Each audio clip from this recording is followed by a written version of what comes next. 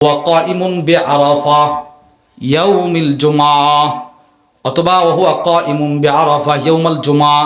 ওমর ইবনুল খাত্তাব বলে, যেই দিন আয়াতটা নাজিল করা হয়েছিল সেই দিনটা ছিল জুমার দিন, শুক্রবারের দিন। আর যেই জায়গায় রাসূলের উপরে নাজিল করা হয়েছিল সেই জায়গাটা ছিল আরাফার ময়দান। সুবহানাল্লাহ, সেই জায়গাটা ছিল আরাফা। তো দেখেন, আরাফা হচ্ছে রাসূলুল্লাহ সাল্লাল্লাহু আলাইহি সাল্লামের উপর, আমাদের উপর ইসলাম ধর্ম যে একটা পূর্ণাঙ্গ ধর্ম, এটার ঘোষণার দিন ছিল আরাফার দিন। ঘোষণার জায়গাটা ছিল কি? আরাফার জায়গা। তাহলে এই আরাফার দিনটার গুরুত্ব আছে না নাই? আরাফাকে আরাফা কেন বলা হয়? আরাফাতুন শব্দের অর্থ হলো পরিচয় লাভ করা, জানা, পরিচিত হওয়া। ইতিহাসবিদরা লেখেন, এইখানেই বাবা আদম আলাইহিস সালাম, মা হাওয়া, ইনারা যখন জান্নাত থেকে আসছিলেন এইখানে আইসা এনারা পরস্পরে একে অপরকে চিনছিলেন এইখানে। এটা কোন ইতিহাসবিদরা লেখেন। তাহলে আমরা আরাফার কয়েকটা গুরুত্ব বুঝলাম। এক নাম্বার, আরাফাই মানে হজ। রসুল বললেন আরাফাটাই কি? হজ। অর্থাৎ এই হাদিসের ব্যাখ্যায় আসছে আরাফা হজ মানে হজের মূল স্তম্ভ হলো আরাফায় অবস্থান করা।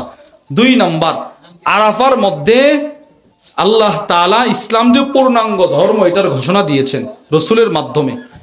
এবার আসেন, এই আরাফার দিনের আর কি বৈশিষ্ট্য? তিন নম্বর বৈশিষ্ট্য, আরাফার দিন যেই দোয়াটা করা হয় সেই দোয়াটা হলো সর্বশ্রেষ্ঠ দোয়া। আরাফার দিন যেই দোয়াটা করা হয় সেটা কি দোয়া বলেন? সর্বশ্রেষ্ঠ দোয়া। রসুল বলেন, তিরমিজি শরীফের বর্ণনা, ক্বালা রাসূলুল্লাহ সাল্লাল্লাহু আলাইহি ওয়াসাল্লাম খায়রুদ দুআ দুআ ইয়াউমি আরাফা। আল্লাহর নবী বলেন সর্বশ্রেষ্ঠ দোয়া হলো আরাফার দিনের দোয়া। সুবহানাল্লাহ। এই আগামী শুক্রবার হচ্ছে আরাফার দিন। সর্বশ্রেষ্ঠ দোয়া কোন দিনের দোয়া বলেন? আরাফার দিনের দোয়া। ওয়া খায়রু মা কুলতু আনা ওয়ান নাবিয়্যুন মিন বাদি। আল্লাহর রাসূল বলেন, আর সর্বশ্রেষ্ঠ কথা হলো যেটা আমি বলছি, আমার পূর্বে সব নবীরা বলছে, সেই কথাটা কি? লা ইলাহা ইল্লাল্লাহ ওয়াহদাহু লা শারীকা লা লাহুল মুলকু ওয়া লাহুল হামদু ওয়া হুয়া আলা কুল্লি শাইইন কাদির।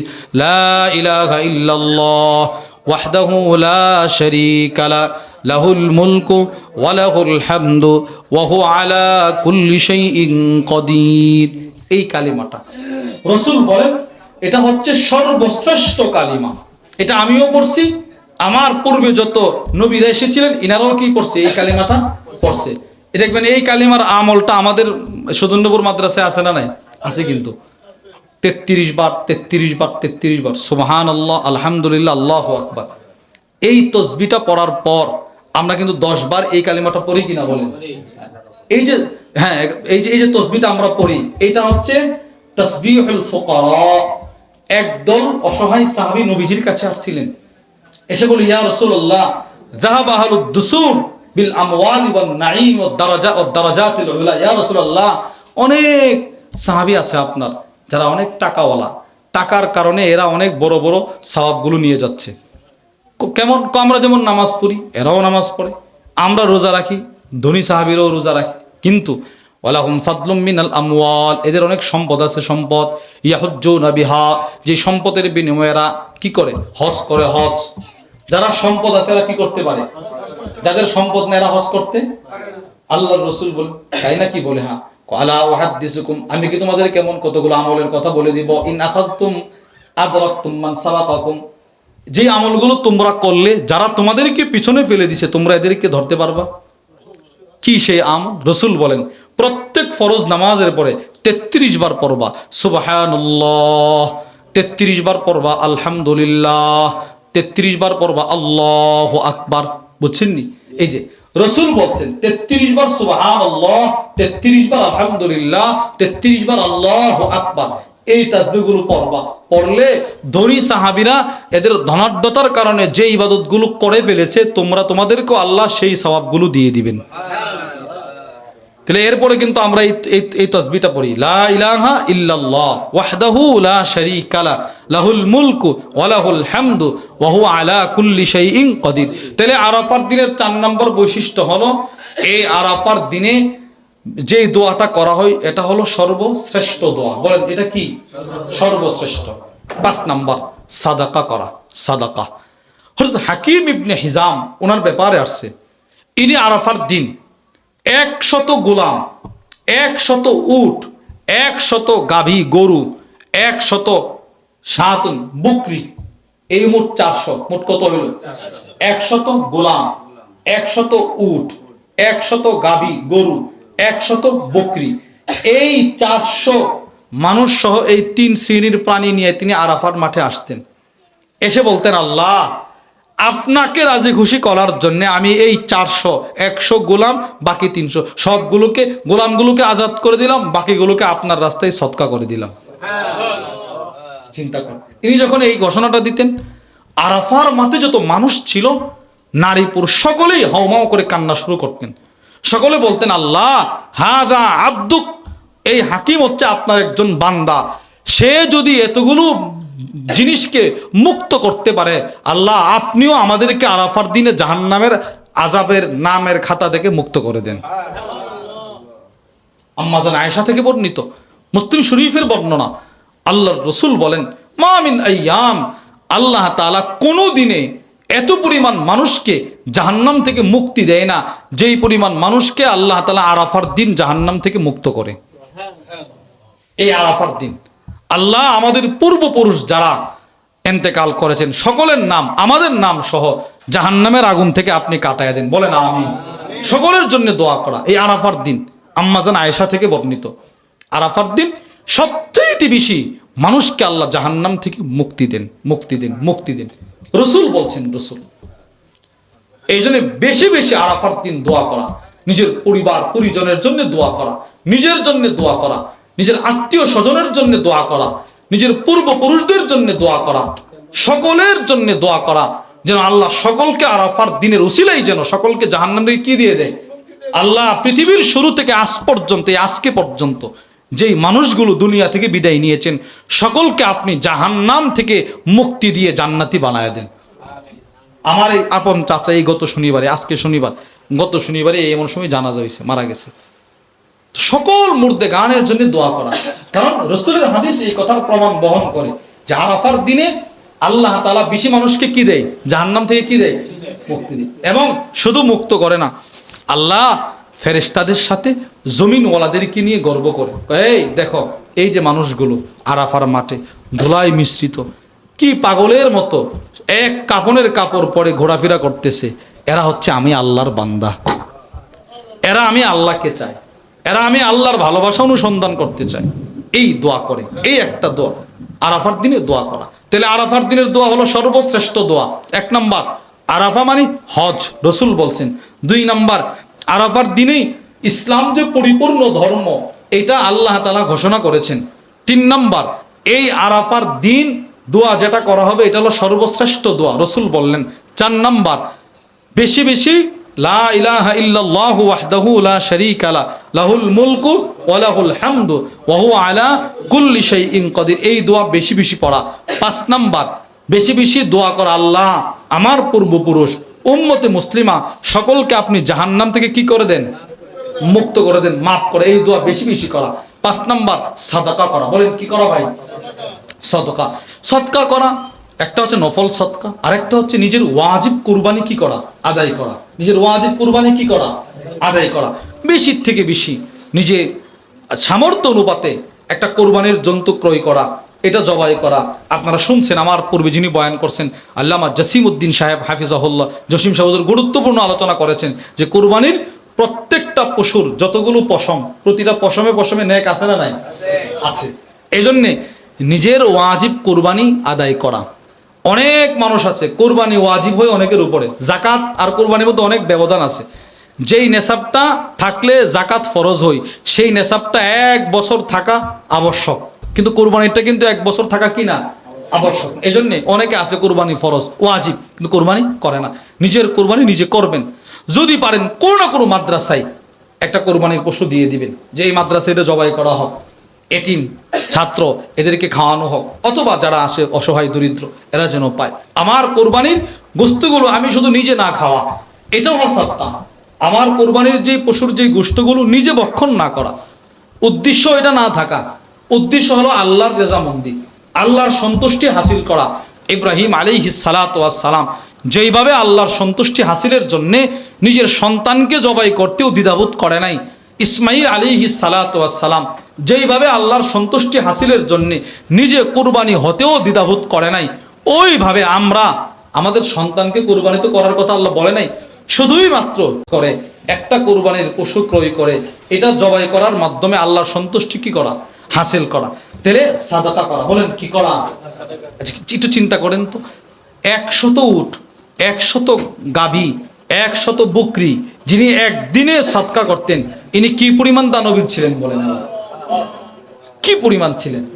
আল্লাহর ভালোবাসা কি পরিমাণ পাওয়ার চেষ্টা করছেন? পুরাটা আরাফার ময়দান দৌড়াইছেন আর বলছেন, আল্লাহ আমি শুধু আপনার একজন ছোট বান্দা। মানুষ বলছে, আল্লাহ সে একজন ছোট একটা বান্দা আপনার, সে যদি এতগুলো প্রাণীকে মুক্ত করতে পারে, আপনি কেন আমাদেরকে পারবেন না? এই জন্য নিজের পরিবারের জন্য দোয়া করা। তাহলে আমরা কি বুঝলাম, কি শুনলাম? 1 নম্বর হচ্ছে জিলহজ মাসের প্রথম 10 দিনের গুরুত্ব। বলেন জিলহজ মাসের প্রথম 10 দিনের, জিলহজ মাসের প্রথম 10 দিনের গুরুত্ব বলতে গিয়ে আমরা শুনতে গিয়ে 4টা সেক্টরে আলোচনা করছিলাম, শুনছি। 1 নম্বর, জিলহজের দাম কোরআনে আছে না নাই? আমরা কোরআন থেকে বুঝছি যে আল্লাহ রব্বুল আলামিন স্বয়ং কোরআনুল কারীমে জিলহজের প্রথম 10 দিনের গুরুত্ব বুঝাইতে গিয়ে আল্লাহ কসম খাইছেন। খাইছে কি খাইছে না? বলেন ওয়ালায়ালিন আশর। আল্লাহ কসম খাইছেন মানে আল্লাহর চাইতে মর্যাদাবান আর কেউ নাই। আর সেই আল্লাহ যেই রাতগুলোর কসম খাইছেন, সেই রাতগুলোর অনেক মর্যাদা, নিশ্চয় অনেক মর্যাদা। আমি আপনাদেরকে বলছিলাম যে সেই রাত দ্বারা উদ্দেশ্য কি? দিন। বলেন সেই রাত দ্বারা উদ্দেশ্য কি? জিলহজের প্রথম 10 দিন। বলেন জিলহজের প্রথম 10 দিন উদ্দেশ্য, রাত উদ্দেশ্য না। এরপরে আমরা শুনছি রাসূলুল্লাহ সাল্লাল্লাহু আলাইহি সাল্লামের হাদিস থেকে যে এই মাসে জিলহজের প্রথম 10 দিনের যতগুলো ইবাদত বান্দা করবে, সেই ইবাদতগুলো আল্লাহর কাছে অন্য মাসের তুলনায়, পরের যে মাস মুহররম, মুহররমের তুলনায় এই মাসের প্রথম 10 দিনের সুবহানাল্লাহর দাম বেশি। আমি কিন্তু আপনি কিন্তু মুহররমেও সুবহানাল্লাহ পড়বো না? নামাজেও সুবহানাল্লাহ পড়বো, কিন্তু মুহররমের নামাজের সুবহান রাব্বিয়াল আলা বা সুবহান রাব্বিয়াল আজিমের মর্যাদা আর জিলহজ মাসের সুবহান রাব্বিয়াল আলা আর আজিমের মর্যাদা কি সমান? না। রাসূল বলছেন অনেক দাম, অনেক দাম, অনেক দাম। এজন্য জিলহজ মাসের প্রথম 10 দিনের আমলগুলো আল্লাহর রাসূলের কাছে, আল্লাহর কাছে অনেক প্রিয়। প্রথম 10 দিনের গুরুত্ব বুঝিয়েছেন সালফে সালেহিন, আমাদের পূর্বের যত বড় বড় বুজুর্গানে দ্বীন ছিলেন, এনারাও এই জিলহজের প্রথম 10 দিনের খুব গুরুত্ব বুঝিয়েছেন। 4টা কথা বলছি। আল্লাহ রব্বুল আলামিন পবিত্র কোরআনে জিলহজের প্রথম 10 দিনের গুরুত্ব বুঝিয়েছেন। রাসূলুল্লাহ সাল্লাল্লাহু আলাইহি ওয়াসাল্লাম হাদিসে পাকে জিলহজ মাসের প্রথম 10 দিনের গুরুত্ব বুঝিয়েছেন। সাহাবা ইকরাম রিদওয়ানুল্লাহি তাআলা আলাইহিম আজমাইন বক্তব্যের মাধ্যমে, কর্মের মাধ্যমে যুলহিজ্জা মাসের প্রথম 10 দিনের গুরুত্ব বুঝিয়েছেন। সলফে সালেহিন পূর্বের বুজুর্গানে দ্বীন এই জিলহজের প্রথম 10 দিনের গুরুত্ব বুঝিয়েছেন। আল্লাহ রব্বুল আলামিন জিলহজ মাসের প্রথম 10 দিনের গুরুত্ব বোঝাতে গিয়ে 10 রাত্রির কসম খেয়েছেন, কসম করছেন। আল্লাহ বলেন ওয়ালায়ালিন আশর, 10 রাত্রির কসম। এখানে 10 রাত দ্বারা উদ্দেশ্য হলো জিলহজের প্রথম 10 দিন। আরবিতে রাতের এতেবার করা হয়। আমরা রোজা রাখি রাত রাত দেখা, চাঁদ উঠছে কি উঠে না এটা দেখা। আরবিতে মাস শুরু হয় রাত থেকে, মাগরিবের পর থেকেই মাস শুরু হয়ে যায়। আল্লামা সুলাইমান ইবনু ইব্রাহিম তার কিতাব তানভীরুল উকুল ওয়াল আযহান ফি তাফসীর মুফাসসালিল কোরআন, ইনি সূরাতুল হুজরাত থেকে সূরা নাস পর্যন্ত তাফসীর করেছেন 3 খণ্ডের। অনেক সুন্দর চমৎকার একটি কিতাব। ওই কিতাবের মধ্যে তিনি লিখেছেন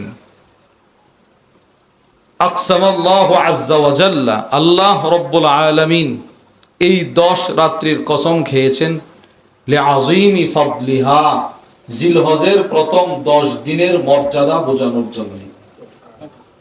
আমরা দুনিয়াতে কসম করি, আল্লাহর কসম আমার কাছে টাকা নাই, আল্লাহর কসম আমি তোমার এটা কইরা ছাড়ব। কসমটা করি আল্লাহর নামে। কেন? যেন মানুষকে তাকিদ দেওয়া যায়, গুরুত্বটা বোঝানো যায়।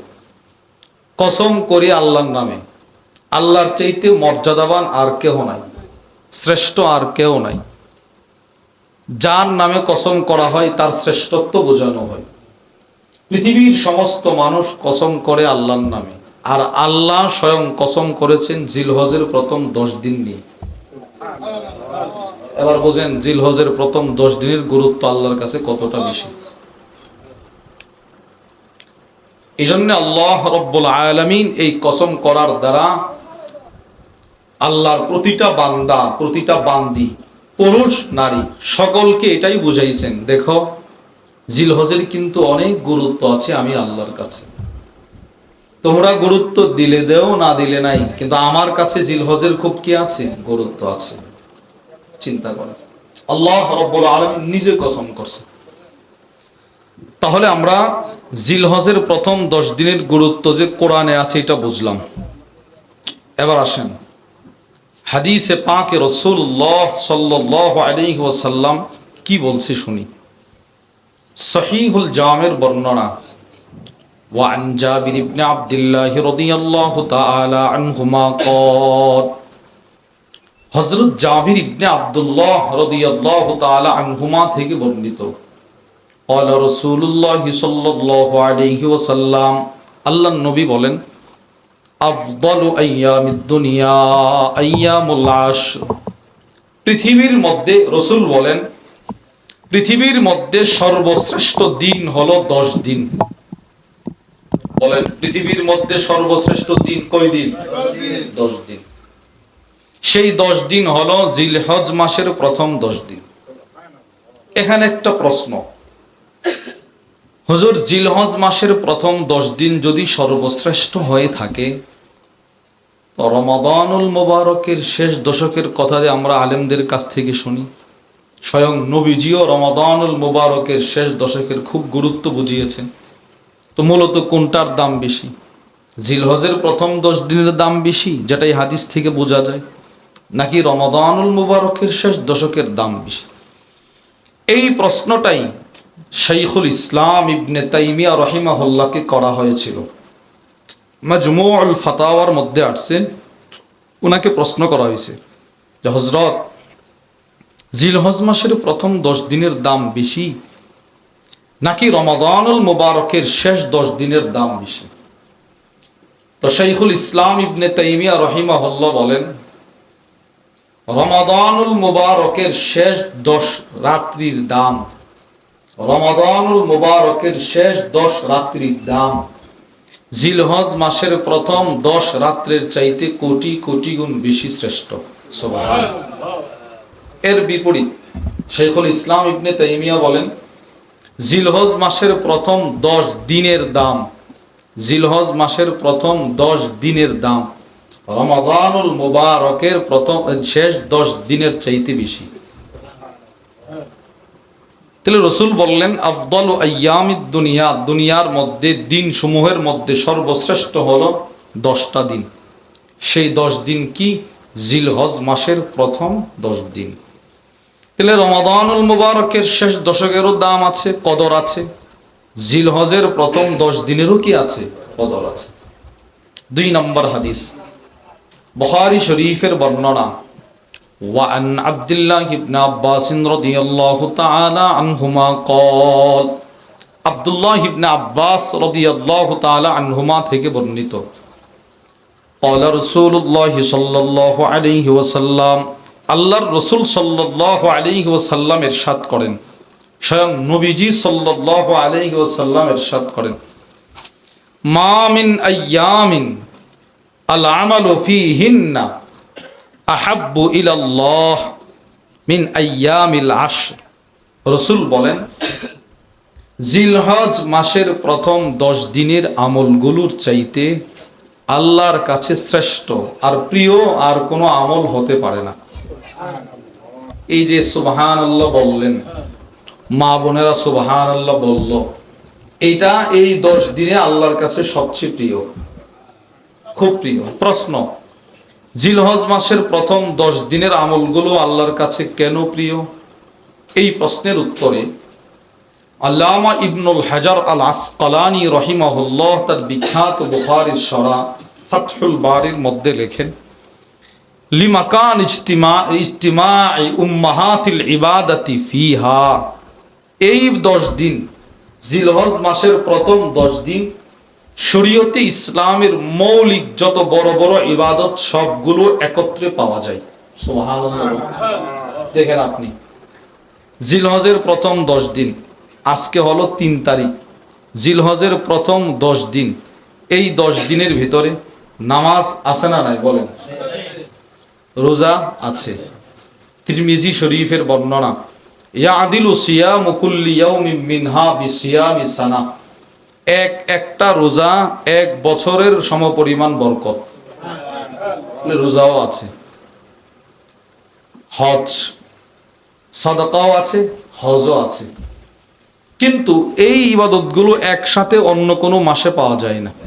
রমজানে রোজা পাওয়া যায়, নামাজ পাওয়া যায়, হজ পাওয়া যায়, আরে কি বলে জাকাত দেওয়া যায়, সাদাকা করা যায়, কিন্তু হজ পাওয়া। কেউ যদি মনে করে আমি জিলহজের প্রথম 10 দিন থেকে, জিলহজের প্রথম 10 দিনের একদিন থেকে আগামী বছর জিলহজে জাকাত দিব, এটা হবে। এই জিলহজের প্রথম 10 দিন সব ইবাদত একত্রে পাওয়া যায়, কিন্তু জিলহজ ছাড়া অন্য কোনো মাসে হজ পাওয়া যায় না। বাকি সবগুলো পাওয়া গেলেও হজ কি করা যায় না। রমজানে মনে করেন রোজা পাওয়া গেল, জাকাত পাওয়া গেল, সাদাকা পাওয়া গেল, কিন্তু হজ তো পাওয়া যাবে না।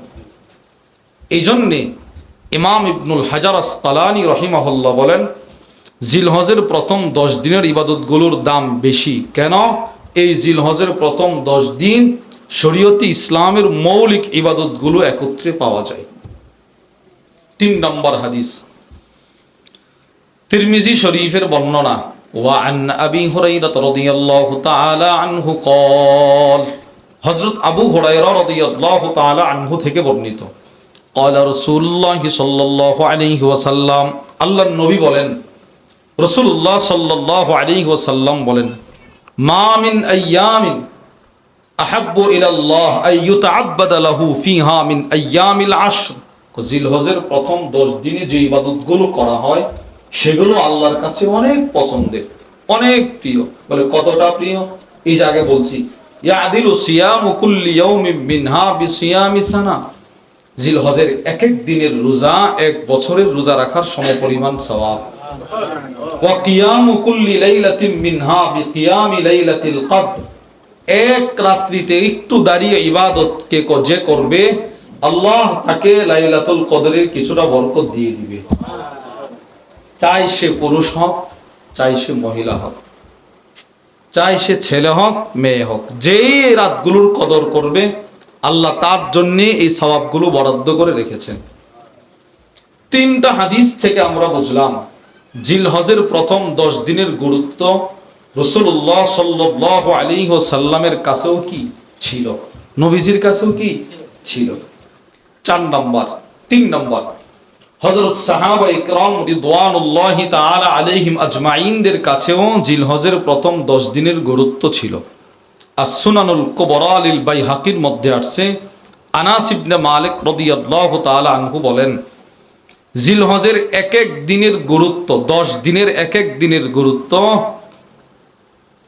1000 দিনের সমান। জিলহজের এক দিনের মর্যাদা জিলহজ ছাড়া, রমজান ছাড়া 1000 দিনের সমান। ওয়াউমে আরাফা, আর আরাফার একদিনের গুরুত্ব 10,000 10,000 দিনের সমান। আনাস ইবনে মালিকের ব্যাপারে এই বক্তব্যটা পাওয়া যায়। তাহলে আমরা কোরআন থেকেও বুঝলাম জিলহজের প্রথম 10 দিনের অনেক গুরুত্ব, হাদিস থেকেও বুঝলাম জিলহজের প্রথম 10 দিনের অনেক গুরুত্ব, সাহাবাদের বক্তব্য থেকেও বুঝলাম জিলহজের প্রথম 10 দিনের অনেক গুরুত্ব। এবার আসেন, আমাদের পূর্বের যত বুজুর্গানে দিন ছিলেন ইনারা এই জিলহজের 10 দিনের ব্যাপারে এদের কি বক্তব্য আর কি সম্মান ছিল।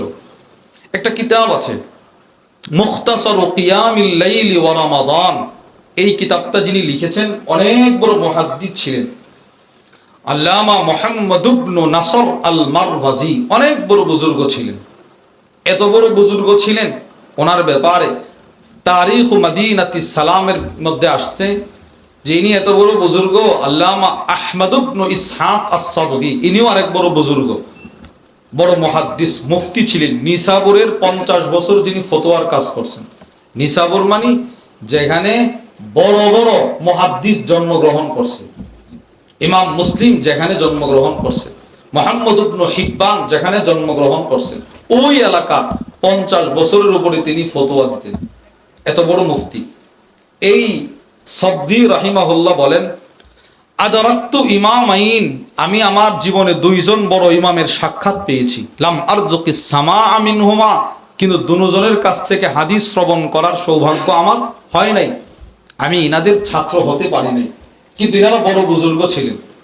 এর মধ্যে একজন হলো মুহাম্মদ ইবনে নাসর আল মারওয়াজি। বালাগানি আন্না জাম্বুরান কাদা আলা জাবহাতি, ওনার ব্যাপারে আমি শুনছি উনি এত বড় আল্লাহর ওলি ছিলেন, বুজুর্গ ছিলেন। ইনি একদিন নামাজে দাঁড়াইছেন, একটা ভীমরুল ওনার কপালে পড়ছে, কপালে কামড়াইতেছে। ফাসালাদ দামু আলা ওয়াজহি, ভীমরুলের কামড়ে রক্তের ফোঁটা ওনার নাক দিয়ে বেয়ে বেয়ে চেহারা দিয়ে গড়ায় গড়ায় পড়তেছে। ওয়ালাম ইয়াতাহাররাক, আর তিনি নামাজে চুল পরিমাণ নড়াচড়া করেনি। এত বড় বুজুর্গ ছিলেন, এত খুশু খুদু ছিল এনাদের নামাজে। আসলে এটা হলো আল্লাহর ভালোবাসা, আল্লাহর ভালোবাসা। আমাদের হযরত ওয়ালা হাকিমুন নফস আল্লামা মুফতি মুশতাকুন নবী কাসিম হাফিজাহুল্লাহ হযরত বলেন, নামাজ পড়ে কে যার ভিতরে আল্লাহর ভালোবাসা আছে সে, নামাজ পড়ে না কে যার ভিতরে রবের ভালোবাসা নাই সে। মসজিদের সাথে যার ভালোবাসা যত বেশি, রবের সাথে তার ভালোবাসা তত বেশি। নামাজে দাঁড়ানো মানে আল্লাহর ভালোবাসাই দাঁড়ানো। এটা সাহাবাদের সিফত ছিল। ইনাকে তো বিমরুল কামড় দিছে, সাহাবাদের কি তীর মারছে, তীর, এরপরেও সাহাবারা নামাজ ছাড়েন। সুবহানাল্লাহ। আবু দাউদ শরীফের বর্ণনা, হযরত জাবির ইবনে আব্দুল্লাহ রাদিয়াল্লাহু তাআলা আনহুমা থেকে বর্ণিত। ওয়া আন জাবির ইবনে আব্দুল্লাহ রাদিয়াল্লাহু তাআলা আনহুমা قال, হযরত জাবির বলেন, কুন্না মা রাসূলিল্লাহি সাল্লাল্লাহু আলাইহি ওয়াসাল্লাম ফি গাজওয়াতি যাতির রিকা, আমরা রাসূলুল্লাহ সাল্লাল্লাহু আলাইহি ওয়াসাল্লামের সাথে গাজওয়াতু যাতির রিকাতে ছিলাম, এক যুদ্ধে ছিলাম। ওই যুদ্ধে থাকা অবস্থায় ফা আসাবা রাজুলুম রাআতি রাজুলিম মিনাল মুশরিকিন, এক সাহাবী যুদ্ধের ময়দানে এক কাফেরের স্ত্রীকে হত্যা করছে। যুদ্ধের ময়দানে যুদ্ধ চলতেছে, কাফেরের এক স্ত্রীকে এক সাহাবী হত্যা করছে। ফাহালাফা আল্লাহ আনতাহি হাত্তা উহরিকা দামান ফি আসহাবি মুহাম্মদ সাল্লাল্লাহু আলাইহি ওয়াসাল্লাম, যেই কাফেরের স্ত্রীকে সাহাবী হত্যা করছে, ওই কাফের এই মর্মে শপথ করছে, কসম খাইছে, আমি মুহাম্মদ সাল্লাল্লাহু আলাইহি ওয়াসাল্লামের একজন সাহাবীর রক্ত যতক্ষণ পর্যন্ত না জড়াবো, রক্ত খনন করব, ততক্ষণ পর্যন্ত আমি তাদের পিছন ছাড়বো না, ক্ষান্ত হব না। যে কোনো একজনকে আমি রক্ত জড়াবো। যার স্ত্রীকে হত্যা করা হয়েছে সে এই কসম করছে। যুদ্ধ শেষ, হুজুর সাল্লাল্লাহু আলাইহি ওয়াসাল্লাম সাহাবাদেরকে নিয়ে চলে আসতেছেন। ফাখারাজা ইয়াতবাউ আসরান নবী সাল্লাল্লাহু আলাইহি ওয়াসাল্লাম, ওই কাফের নবীজি সাল্লাল্লাহু আলাইহি সাল্লামের পদাঙ্ক অনুসরণ করে করে পিছনে আসতেছে, গুপ্তচরের মতো। গুপ্তচর যেভাবে মানুষের পিছনে পিছনে পদাঙ্ক অনুসরণ করে, সেই গুপ্তচর সে রসুল কোথায় যাচ্ছে, কোন দিকে যাচ্ছে, এগুলো সে খেয়াল রাখতেছে। ফানাজালান নবী সাল্লাল্লাহু আলাইহি ওয়াসাল্লাম মানজিলা, নবীজি এক জায়গায় এসে শিবির ফেলছে, তাবু গাড়ছে, এখানে একটু রেস্ট নেবে, আরাম করবে। রাত দিন যুদ্ধ হয়েছে, নবীজি ক্লান্ত, সাহাবায়ে কেরাম ক্লান্ত, এক জায়গায় বসছে। পাহাড়ের চিপায় গিরিপথ দিয়ে ঢোকা লাগে, ওখানে রসুল আরাম করতেছেন। আরাম করার পূর্বে নবীজি বললেন, মান রাজুলুন ইয়াকলাউনা, তোমাদের মধ্যে কে আছো? আমরা সবাই ঘুমিয়ে গেলে তো কাফেররা, শত্রুরা আক্রমণ করতে পারে, কে আছো আমাদেরকে পাহারাদারি করবে? আমরা আরাম করব, তোমরা পাহারাদারি করো।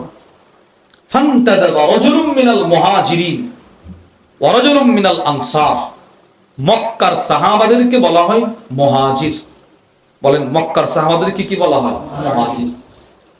আর মদিনার সাহাবাদেরকে বলা হয় আনসার। মুহাজির সাহাবাদের মধ্য থেকে একজন দাঁড়িয়ে বললেন, ইয়া রাসূলুল্লাহ, আমি প্রস্তুত আছি। আনসার সাহাবাদের মধ্য থেকে একজন দাঁড়িয়ে বললেন, আমি প্রস্তুত আছি।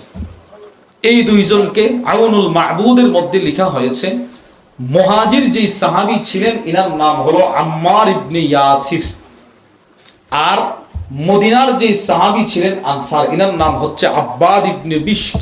এই দুইজন সাহাবী দাঁড়িয়ে বলেন, আমরা পাহারাদারি করব, আপনারা ঘুমান।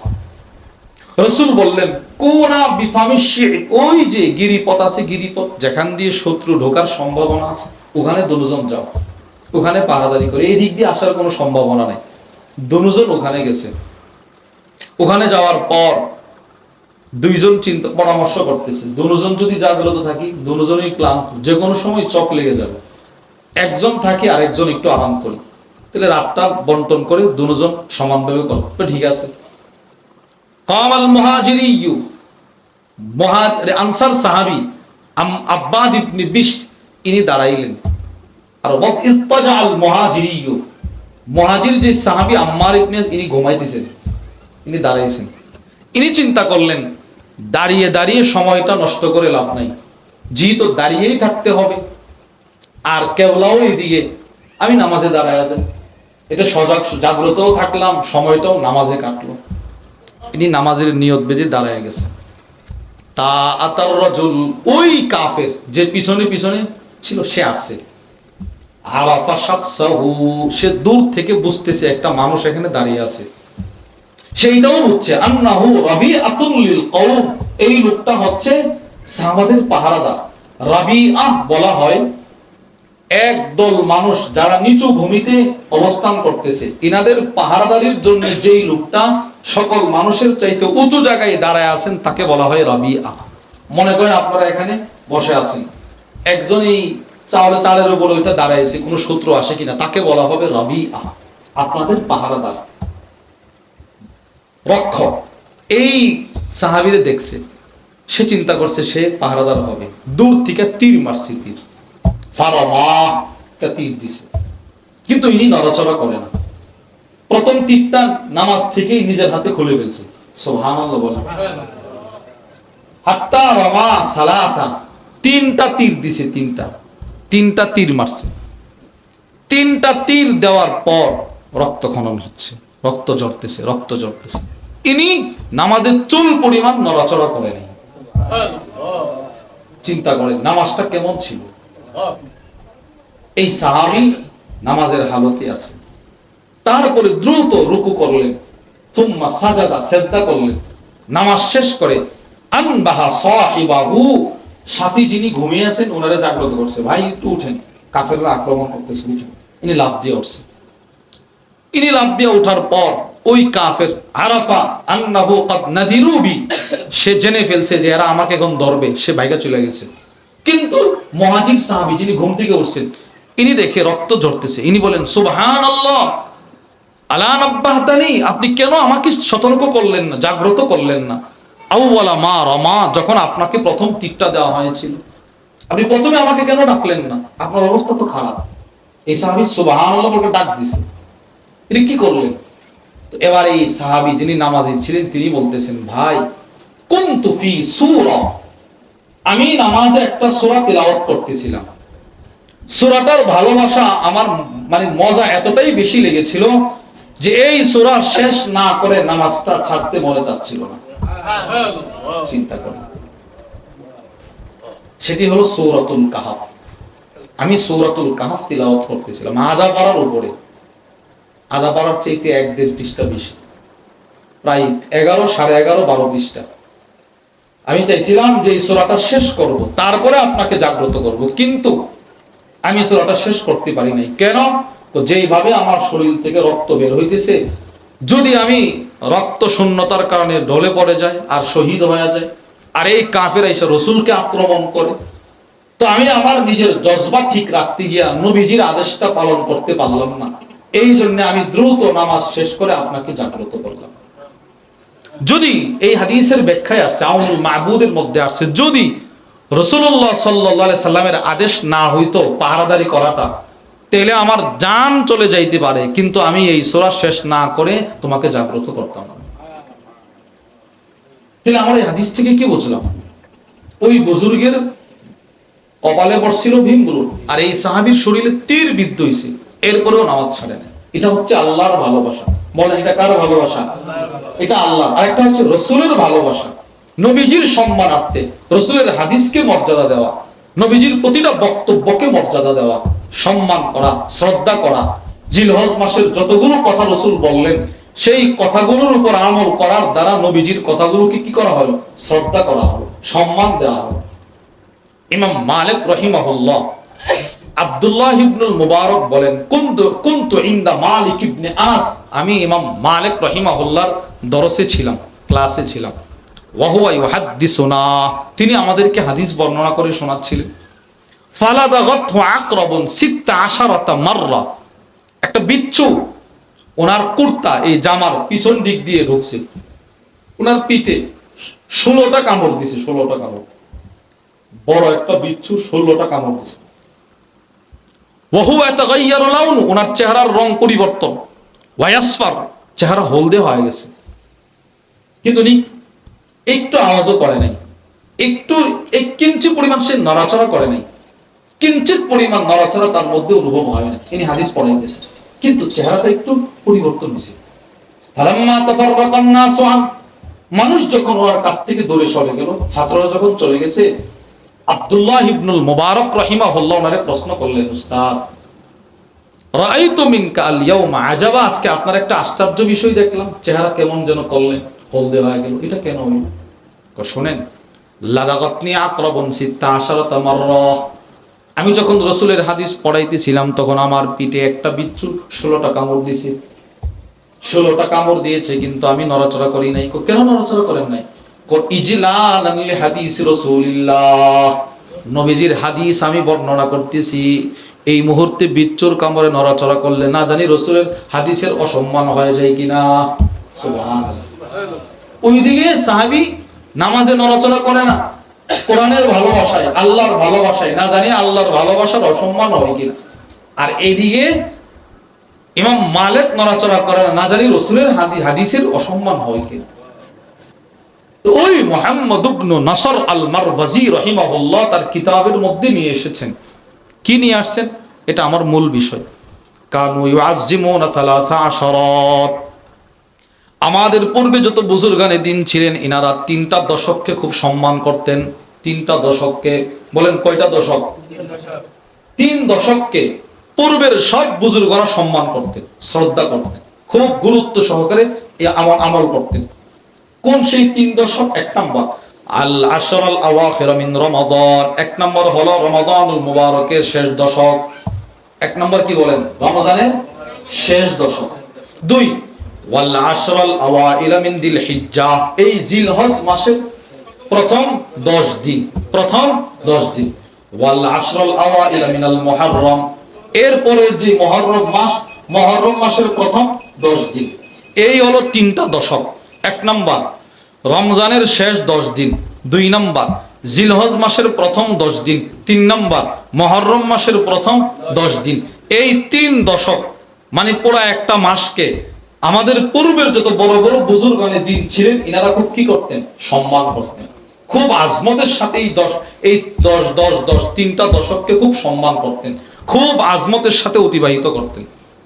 তাহলে পূর্বের বুজুর্গানের দিন থেকেও আমরা বুঝছি জিলহজের প্রথম 10 দিনের গুরুত্ব ওনাদের কাছে ছিল কি ছিল না, বলেন?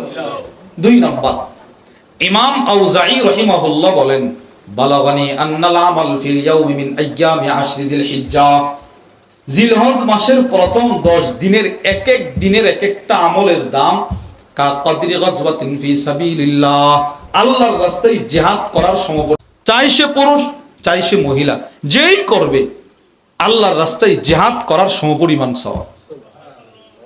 3 নম্বর হযরত সাঈদ ইবনে জুবাইর রাহিমাহুল্লাহ, কানা ইযা দাখালাত আইয়ামুল আশর, যখন জিলহজের প্রথম 10 দিন ঢুকতো, এই বুজুর্গ তিনি কি করতেন জানেন? তো তিনি ইজতিহাদান কাসীরা, খুব বেশি আল্লাহর ইবাদতে মগ্ন হয়ে যেতেন। শুধু নিজে মগ্ন হইতেন না, ইনি কি বলতেন? লা তুতফিউ সুরুজাকুম লায়ালিয়াল আশ, এই পৃথিবীর মানুষ, জিলহজের প্রথম 10 রাত্রিতে তোমরা তোমাদের ঘরের বাতি নিভিয়ে দিও না। সুবহানাল্লাহ। শুধু ইবাদত করে করে কাটিয়ে দাও। জিলহজের প্রথম 10 রাত্রিতে তোমরা তোমাদের ঘরের বাতি কি করবে না? নিভাইবা না, ইবাদত করো। আইকিজু খুদামাকুম, তোমরা তোমাদের খাদেমদেরকে জাগ্রত করো। ওয়ায়াতাসাহারুন, যেন তারা সাহারি খাইতে পারে। লিসিয়ামিল আও লিসাওমি ইয়াউমি আরাফা, আরাফার দিনে রোজা যেন রাখতে পারে। এক তো হলো জিলহজের প্রথম 10 দিন রোজা রাখা, আর একটা হচ্ছে আরাফার দিনে রোজা রাখা। আলহামদুলিল্লাহ, আমাদের মাদ্রাসায় ইসলামিয়া দারুল উলুম সুধন্যপুরে এই আমলটা আছে। পুঙ্খানুভাবে 10 দিনের গুরুত্ব দিয়ে আমলগুলো করা হয়। আজকেও আপনি গেলে দেখবেন আমাদের সুধন্যপুর মাদ্রাসা প্রায় সমস্ত আসাতাযে ওনারা রোজা রাখতেছেন, ছাত্র ভাইরা রোজা রাখতেছেন, সকলেই রোজা রাখতেছেন। অনেক মাদ্রাসা আছে, মাদ্রাসাগুলোর মধ্যে এই এলেম আছে বিধে ওনারা জেনেছেন, রোজা রাখতেছেন। অন্য কোনো প্রতিষ্ঠানে এটার গুরুত্বও নাই, এই এলেমের চর্চাও হয় না। এই মাদ্রাসার ছাত্ররা এনারা নিজেরাও রোজা রাখতেছেন, উস্তাদগণও রোজা রাখতেছেন। তো অনেক দাম, অনেক ফজিলত। তাহলে আমরা বুজুর্গানে দ্বীনের বক্তব্য থেকেও বুঝলাম জিলহজের প্রথম 10 দিনের গুরুত্ব আছে না নাই বলেন? তাহলে 4টা কথা বলছিলাম, কোরআন থেকেও বুঝলাম, হাদিস থেকেও বুঝলাম, সাহাবার বক্তব্য থেকেও বুঝলাম, বুজুর্গানে দ্বীনের বক্তব্য থেকেও বুঝলাম। এবার আসেন জিলহজের প্রথম 10 দিনের কি আমাল, কি আমল। 1 নম্বর তাকবীর, তাহলিল, তাহমিদ, তাসবিহ। সুবহানাল্লাহ, আলহামদুলিল্লাহ, লা ইলাহা ইল্লাল্লাহ, আল্লাহু আকবার। বিশেষ করে আল্লাহু আকবার, আল্লাহু আকবার, লা ইলাহা ইল্লাল্লাহ, আল্লাহু আকবার, আল্লাহু আকবার, ওয়ালিল্লাহিল হামদ। সকলে পড়ি আল্লাহু আকবার, আল্লাহু আকবার, লা ইলাহা ইল্লাল্লাহ, আল্লাহু আকবার, আল্লাহু আকবার, ওয়ালিল্লাহিল হামদ। এই তাকবীর পড়া, তাসবিহ পড়া, তাহলিল পড়া, এগুলো পড়া। সাহাবায়ে কেরামের আমলটা এরকমই ছিল। বুখারী শরীফের বর্ণনা, কানা আব্দুল্লাহ ইবনে উমর ওয়া আবু হুরায়রা রাদিয়াল্লাহু তাআলা আনহুমা ইয়াখরুজানি ইলা সুক।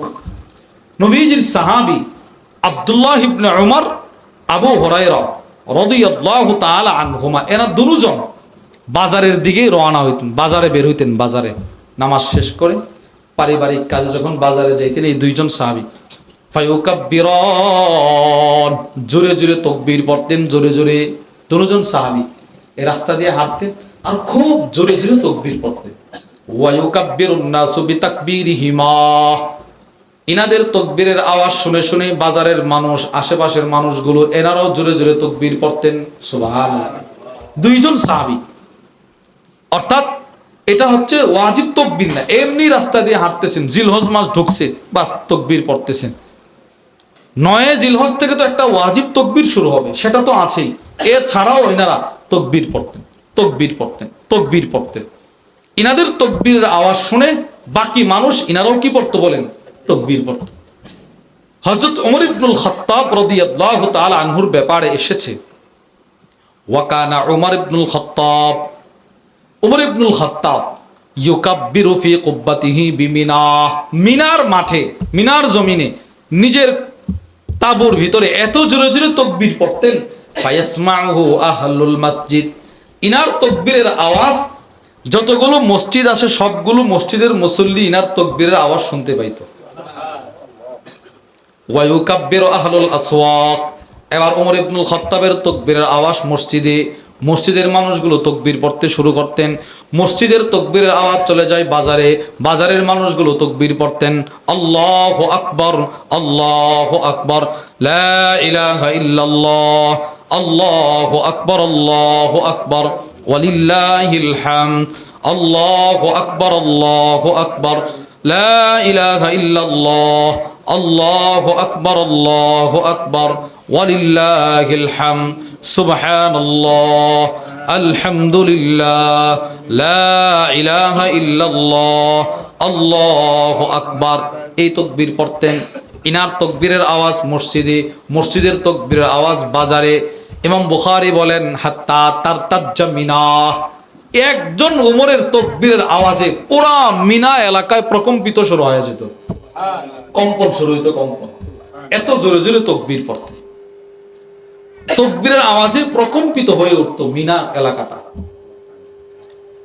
শুধু উনি না, ওনার ছেলের ব্যাপারে আসছে আব্দুল্লাহ ইবনে ওমর ইউকাব্বির ফিরাশি, বিছানায় যখন যাইতেন এই 10 দিন তাকবীর পড়তেন, মজলিসে তাকবীর পড়তেন, রাস্তায় তাকবীর পড়তেন, কোন সমাবেশে গেছে এও তাকবীর পড়তেন। আব্দুল্লাহ ইবনে ওমর খুব বেশি বেশি তাকবীর পড়তেন। কে বলেন? আব্দুল্লাহ ইবনে ওমর, ওমরের ছেলে রাদিয়াল্লাহু তাআলা আনহুমা, খুব বেশি বেশি তাকবীর পড়তেন। ওনার এত বেশি তাকবীর পড়ার পিছনে একটা রহস্য আছে, আজীব রহস্য। মুসলিম শরীফের বর্ণনা, এই আব্দুল্লাহ ইবনে ওমর বলেন ওয়ান আব্দুল্লাহ ইবনে ওমর রাদিয়াল্লাহু তাআলা আনহুমা قال, আব্দুল্লাহ ইবনে ওমর বলেন কুননা নুসাল্লি মা রাসূলিল্লাহ সাল্লাল্লাহু আলাইহি ওয়াসাল্লাম, আমরা একদিন নবীজির সাথে নামাজে ছিলাম, নামাজে। আব্দুল্লাহ ইবনে ওমর বলেন আমি একদিন নবীজির সাথে নামাজ পড়তেছি, হঠাৎ করে নামাজের মধ্যে একজন সাহাবী বলে উঠলেন ইয ক্বালা রাজুলুম মিনাল কওম, এক সাহাবী বলে উঠলেন, কি বলছে? নামাজের মাঝখানে কিন্তু রাসূল ইমামতি করতেছেন, আল্লাহু আকবার কাবীরা ওয়ালহামদুলিল্লাহি কাসীরা ওয়া সুবহানাল্লাহি বুকরাতান ওয়া আসীলা। বলেন তো কি বলছি? বলেন আল্লাহু আকবার কাসীরা, বলেন আল্লাহু আকবার কাবীরা, বলেন ওয়ালহামদুলিল্লাহি কাসীরা ওয়া সুবহানাল্লাহি বুকরাতান ওয়া আসীলা ওয়া সুবহানাল্লাহি বুকরাতান ওয়া আসীলা। এই শব্দটা একজন সাহাবী নামাজে বলছে, খেয়াল করে হাদিসটা, নামাজে বলছে একজন। আর এই নামাজে অনেক সাহাবী মুসল্লি, সাহাবারা মুসল্লি, এর মধ্যে একজন মুসল্লি হলো হাদিস বর্ণনাকারী সাহাবী আব্দুল্লাহ ইবনে ওমর। এবার নবীজি নামাজ শেষ করলেন, রাসূল নামাজ শেষ করার পর প্রশ্ন করলেন মানিল কাইলু কালিমাতা কাদা ওয়া কাদা, কে রে এই তাকবীরটা নামাজের হালতে কে পড়ছো? তুমি কে পড়ছো? কে তুমি? সাহাবী একটু ঘাবড়ে গেছে। নবীজি বলতেছে কে নামাজের মাঝখানে এই তাকবীরটা জোরে জোরে পড়লা? ফাকালা রাজুলুম মিনাল কওম আনা, এক সাহাবী দাঁড়ায়া বললেন ইয়া রাসূলুল্লাহ আমি পড়ছি।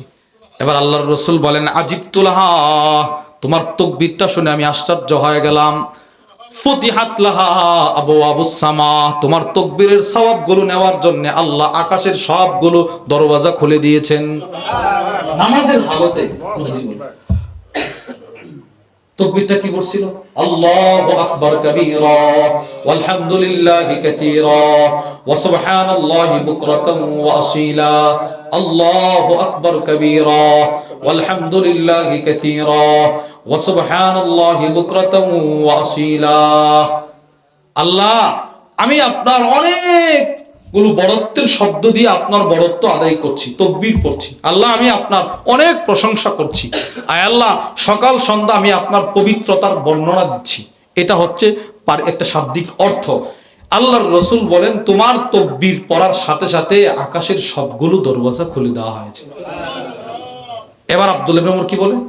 ফামা তারাকতুহুন্না মুনদু সামি'তু রাসূলুল্লাহি সাল্লাল্লাহু আলাইহি ওয়াসাল্লাম, যেদিন থেকে আমি শুনছি এই তাকবীরগুলোর এত দাম, নবীজি এই তাকবীর পড়নেওয়ালাকে আকাশের সবগুলো দরজা খুলে দেওয়ার সুসংবাদ দিয়েছিলেন, সেদিন থেকে আমি আব্দুল্লাহ ইবনে ওমর কোনোদিন এই তাকবীরগুলো ছাড়ি নাই। রাস্তায়ও তাকবীর পড়ে, বিছানায়ও তাকবীর পড়ে, বাহনেও তাকবীর পড়ে, মিনাতেও তাকবীর পড়ে, নিজের ঘরেও তাকবীর পড়ে, বাজারেও তাকবীর পড়ে। এই যে আমরা পড়লাম কানা আব্দুল্লাহ ইবনে ওমর ওয়া আবু হুরায়রা ইয়াখরুজানি ইলা সুক ফায়ুকাব্বিরান, বাজারে যাইতেছে তাকবীর পড়তেছে। আব্দুল্লাহ ইবনে ওমর বিছানায় গেছে তাকবীর পড়তেছে, ওয়াফি ফুসতাতি সমাবেশে গেছে তাকবীর পড়তেছে, তাবুর মধ্যে তাকবীর পড়ে, মাজলিসি সমাবেশে তাকবীর পড়ে, যেখানে যাইতেছে হাঁটতেছে তাকবীর পড়তেছে। কেন এত বেশি তাকবীর পড়ে? ওই যে রাসূলের কাছ থেকে ফজিলত শুনছে। তাহলে এক নাম্বার, এই মাসে আমরা বেশি বেশি কি পড়বো বলেন? তাকবীর। কি পড়বো বলেন? আল্লাহু আকবার, আল্লাহু আকবার, লা ইলাহা ইল্লাল্লাহু আল্লাহু আকবার ওয়ালিল্লাহিল হামদ। আমি পড়ব, আমার আওয়াজটা যেন আমার বন্ধু শুনে, সেও পড়তে আগ্রহী হবে। আমার ছেলে যেন শোনে, তাকেও তাকবীরগুলো শিখাবো, আমার মেয়েকেও শিখাবো। হ্যাঁ, কি বলেন ইনশাআল্লাহ? হ্যাঁ, মা বোনেরা ওনারা ওনাদের সন্তানদেরকে শিখাবে, এখন থেকেই ছোট ছোট বাচ্চাদেরকে এই শব্দগুলো শিখিয়ে দেওয়া, যেন এটা তার অন্তরে বসে যায়, এটা যেন তার দৈনন্দিন অভ্যাস হয়ে যায় ইনশাআল্লাহ। তাহলে 1 নম্বর তাকবীর, বলেন 1 নম্বর কি? 2 নম্বর এই মাসে রোজা রাখা। রোজা এই প্রথম 10 দিন কি রাখা? যারা সুস্থ, এবং রোজা রাখলে অসুস্থ হওয়ার কোনো সম্ভাবনা নেই, অসুস্থতা বাড়বে না, ইনারা কি করা? রোজা রাখা। আল্লাহর রাসূল বলেন, তিরমিজি শরীফের বর্ণনা, ইয়াদিলু সিয়ামু কুল্লি ইয়াউমিন মিনহা বিসিয়ামি সানা, এই মাসের এক একটা রোজা 1 বছর রোজা রাখার সমপরিমাণ সওয়াব। 1 বছর রোজা রাখার সমপরিমাণ সওয়াব মানে বরকত, বরকত, 1 বছরের বরকত। 2 নম্বর আল্লাহর রাসূল বলেন, ওয়া কিয়ামু কুল্লি লাইলাতিন মিনহা বিকিয়ামি লাইলাতিল কদর, এই মাসের 3 নম্বর 10 দিন, প্রথম 10 দিনের 3 নম্বর আমল হচ্ছে রাত্রি জাগরণ থাকা, রাত্রি জাগরণ করা। 2-4 রাকাত নামাজ, নফল নামাজ একটু পারলে চেষ্টা করলে পড়া, এরপরে আপনি একটু ঘুমায় গেলেন, নফল নামাজ পড়ার নিয়ত করছেন কিন্তু পড়তে পারেন নাই, এরপরেও আল্লাহ সওয়াব দিয়ে দিবে। নিয়ত করা, নিয়ত। নাসাই শরীফের বর্ণনা, ইবনে মাজারও বর্ণনা। ওয়ান আবি দারদা রাদিয়াল্লাহু তাআলা আনহু قال, আবু দারদা থেকে বর্ণিত, قال রাসূলুল্লাহ সাল্লাল্লাহু আলাইহি ওয়াসাল্লাম, আল্লাহর নবী বলেন, মান আতা ফিরাশাহু ওয়া হুয়া ইয়ানবি আন ইয়াকুমা ইউসাল্লি, কেউ রাতে বিছানায় গেছে ঘুমানোর জন্য, সে নিয়ত করছে যে রাতে তাহাজ্জুদ পড়বে 2 রাকাত, 4 রাকাত, 6 রাকাত, একটু নামাজ পড়বে, এই নিয়তটা করছে, নিয়তটা করে সে বিছানায় গেছে, কিন্তু ফাগালাবাত আইনুহু, পরিপূর্ণ নিয়ত ছিল, বিশুদ্ধ নিয়ত ছিল, পড়বেই পড়বে, ঘুমায় গেছে। এমন ভাবে ঘুম তার হইছে, হাত্তা ইউসবিহা, মুয়াজ্জিনের আযান শুনে তার ঘুম ভাঙছে। তাহলে কি আর তাহাজ্জুদের সময় আছে? নাই।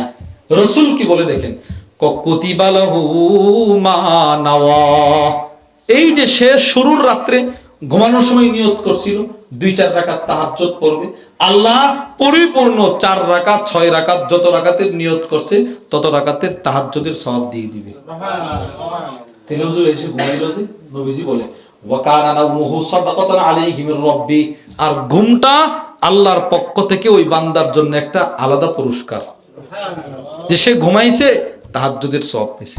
এজন্য নিয়ত করা যে আমি ইনশাআল্লাহ এই প্রতিটা রাতকে, যেহেতু রাসূল লাইলাতুল কদর বলে ব্যক্ত করে, লাইলাতুল কদরের মতো বরকত বলে ব্যক্ত করেছেন, আমি ইনশাআল্লাহ আগে হয়তো 2-4 রাকাত তাহাজ্জুদ পড়তে পারি নাই, নফল পড়তে পারি নাই, আমি ইনশাআল্লাহ পড়ব। বলেন ইনশাআল্লাহ। নিয়ত করলেও লাভ আছে না নাই? দিল থেকে নিয়ত করা, দিল থেকে।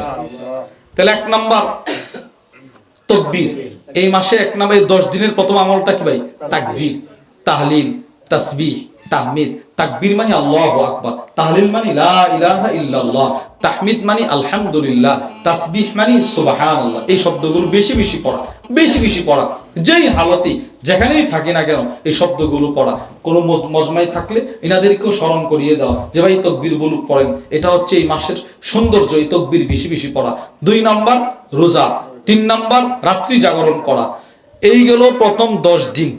এই 10 দিনের ভিতরে একটা দিন আছে আলাদা, স্পেশাল, 9 জিলহজ, ইয়াউমে আরাফা। বলেন কোন দিন? আরাফার দিন। কোন দিন বলেন? এটা অনেক গুরুত্বপূর্ণ একটি দিন। এই এবার আসেন আরাফার দিন সম্পর্কে কিছু কথা আমরা শুনি। 1 নাম্বার, আরাফার দিন, দিনটাকে আল্লাহ রাসূল হজ বলেছেন। সুবহানাল্লাহ বলেন। ইবনে মাজার বর্ণনা, রাসূল বলেন, আল হজ আরাফা, হজ মানি আরাফা। বলেন হজ মানি কি? আরাফা। হজ মানি আরাফা। এই হাদিসের ব্যাখ্যায় ইমাম নববী রাহিমাহুল্লাহ বলেন, ইমাদুহু আরাফা, হজের মূল স্তম্ভ, হজের মূল খুঁটি হলো আরাফা। বলেন হজের মূল খুঁটি কি? আরাফা। হজের সবচেয়ে গুরুত্বপূর্ণ সেক্টর হচ্ছে আরাফার দিন, আরাফার মাঠে অবস্থান করা। 1 নাম্বার। 2 নাম্বার আরাফার দিনটা হচ্ছে ইসলাম যে আল্লাহ পূর্ণাঙ্গভাবে আমাদেরকে দিয়েছিলেন, ইসলাম যে পরিপূর্ণভাবে আমাদেরকে ধর্ম হিসেবে দিয়েছেন, সেই ঘোষণার দিনটা হলো আরাফার দিন। সুবহানাল্লাহ। সেই ঘোষণার দিনটা কি? আরাফার দিন। আরাফার দিন। বুখারী শরীফের বর্ণনা, হযরত ওমর ইবনুল খাত্তাব রাদিয়াল্লাহু তাআলা আনহুর কাছে এক ইহুদি আসছে, এসে বলে, ওমর, তোমাদের কোরআনে একখানা আয়াতে কারিমা আছে, এই আয়াতটা যেদিন নাজিল করা হয়েছিল সেই আয়াতটা যদি আমরা ইহুদিদের উপরে আল্লাহ নাজিল করত, তাহলে আমরা ওই দিনটাকে ঈদের দিন বানায় ফেলতাম। বুঝেন নাই মনে কথাটা? ইহুদি বলতেছে, ওমর, তোমাদের কোরআনে একটা আয়াত আছে, একখানা আয়াতে কারিমা, যেটা তোমরা তিলাওয়াত করো, এই আয়াতটি যদি তোমাদের উপরে আল্লাহ নাজিল না করে আমাদেরকে নাজিল করত, তো যেই দিনটাই নাজিল করত ওই দিনটাকে আমরা ইহুদিরা ঈদের দিন বানাইতাম। হযরত ওমর ইবনুল খাত্তাব বলেন, কোন সেই আয়াত? বুখারীর বর্ণনা, ওয়া আন উমর ইবনুল খাত্তাব রাদিয়াল্লাহু তাআলা আনহু قال, ওমর ইবনুল খাত্তাব থেকে বর্ণিত, তিনি বলেন, আন্না রাজুলাম মিনাল ইয়াহুদ ক্বালা লাহু ইয়া আমিরুল মুমিনিন, এক ইহুদি ওমর ইবনুল খাত্তাবের কাছে এসে বললেন, হে আমিরুল মুমিনিন, আয়াতুন ফি কিতাবিকুম তাকরাউনাহা, একটা আয়াত আছে তোমাদের কোরআনে, যে আয়াতটা তোমরা তিলাওয়াত করো, তোমাদের কিতাবে একটা আয়াত আছে যে আয়াতটা তিলাওয়াত করো, লাউ আলাইনা মাশারাল ইয়াহুদ নাযালাত লাত্তাখাযনা যালিকাল ইয়াউমা ঈদা, ওই আয়াতটি যদি আমাদের উপরে নাজিল করা হতো, নাজিল হইতো, আমরা ঈদের দিন বানাইতাম। ওমর ইবনুল খাত্তাব বলে, কোন সেই আয়াত? এবার ইহুদি পড়ে, আল ইয়াউমা আকমালতু লাকুম দীনাকুম ওয়া আতমামতু আলাইকুম নি'মাতি ওয়া রাদিতু লাকুমুল ইসলাম দীনা। সূরাতুল মাইদার এই আয়াত। আল্লাহ রাব্বুল আলামিন বলেন, আল ইয়াউমা, আজকের দিনে, আকমালতু লাকুম দীনাকুম, তোমাদের দিনকে আমি আল্লাহ তোমাদের জন্য পরিপূর্ণ করে দিয়েছি। আল্লাহ বলতেছেন, তোমাদের দিন ইসলামকে, তোমাদের দিন ইসলামকে, একাত্মবাদের দিন, এটাকে আমি আল্লাহ তোমাদের জন্য পরিপূর্ণ করে দিয়েছি। ওয়া আতমামতু আলাইকুম নি'মাতি, আমি আল্লাহর যতগুলো নিয়ামত সবগুলো পরিপূর্ণভাবে তোমাদের উপরে ঢেলে দিছি। আল্লাহ বলতেছেন, ওয়া রাদিতু লাকুমুল ইসলাম দীনা, আমি আল্লাহ তোমাদের জন্য দিন হিসাবে ইসলামকে মনোনীত করেছি। সুবহানাল্লাহ বলেন, আমি আল্লাহ তোমাদের জন্য দিন হিসাবে ইসলামকে কি করছি? নির্বাচন করছি। সন্তুষ্ট, আমি সন্তুষ্ট, তোমরা ইসলাম, তোমাদেরকে ইসলাম দিয়েছি, এবার তোমরা ইসলাম ধর্মটা নিয়ে যাও, তোমরাও সন্তুষ্ট হয়ে যাও। এই দেখেন, এই যে একটা আয়াত, আমি আল্লাহ তোমাদের জন্য তোমাদের দিনকে আজকে পরিপূর্ণ করে দিলাম, হ্যাঁ, তোমাদের উপর আমার নিয়ামতকে পরিপূর্ণভাবে দিয়ে দিলাম, দিন হিসাবে ইসলামকে তোমাদের জন্য মনোনীত করলাম। এই আয়াতটা যেদিন নাজিল হয়েছিল সেই দিনটাকে ইহুদিরা কি বানাইতে চাইছিল? ঈদের দিন। হযরত ওমর ইবনুল খাত্তাব বলে, قد عرفنا ذلك اليوم والمكان الذي نزل فيه على النبي صلى الله عليه وسلم, ওই দিন, ওই জায়গা, যেই দিন আয়াতটা নাজিল হয়েছিল, যেই জায়গায় রাসূলের উপরে আয়াতটা নাজিল হয়েছিল। কি বলেন? রাসূলের উপরে যে আয়াতগুলো নাজিল হয়েছে, তখন নবীজি কোথাও না কোথাও ছিলেন, তো হয়তো ঘরে থাকবে, অথবা মসজিদে নববীতে, অথবা হারামে, অথবা মদিনায়, কোনো এক জায়গায় রাসূল ছিলেন। ওই দিন, যেই দিন এই আয়াতটা নাজিল হয়েছিল রাসূলের উপরে, এবং যেই জায়গায় হয়েছিল, সেই দিনটা সম্পর্কে ওমর বলেন, আমার এখনো মনে আছে, সেই জায়গা